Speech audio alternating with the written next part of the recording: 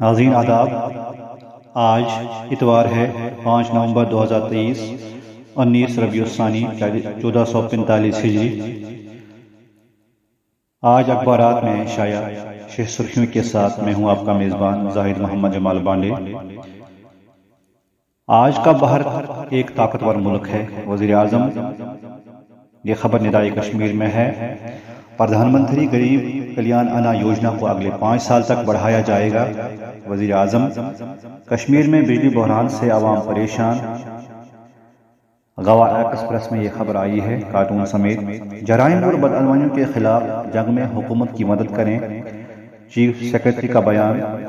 Vigilance आगही हफ्ता, दागदार अफसरान बच नहीं पाएंगे। Chief secretary. रोजनामा रोशनी की खबर।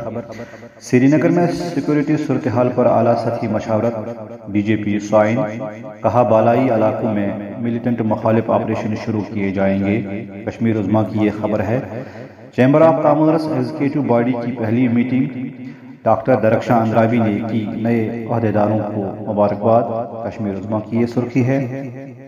पटन, कंगन और रामबन में हादसे, 11 अफराद जख्मी। महकमा सेहत में तमाम जुज़ वक्ती सफाई कर्मचारी फारिग, मुनासिब तरीक़ाकार के बगैर तैनात। मुलाजमत फराहम करने वाले आफिसरान व अहलकारान की निशानदेही का हुक्म भी जारी। ये खबर आज के तमाम अखबारात में शाया हो चुकी है।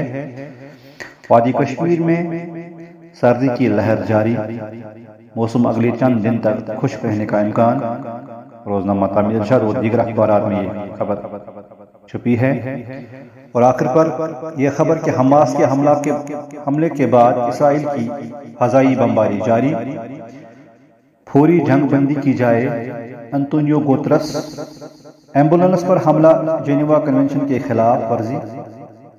साबिका यूनानी वजीर खजाना। नाज़रीन, ये थी आज की सुर्खियां। फिलहाल इतना ही। दीजिए अपने मेज़बान को इजाज़त। अल्लाह हाफिज़।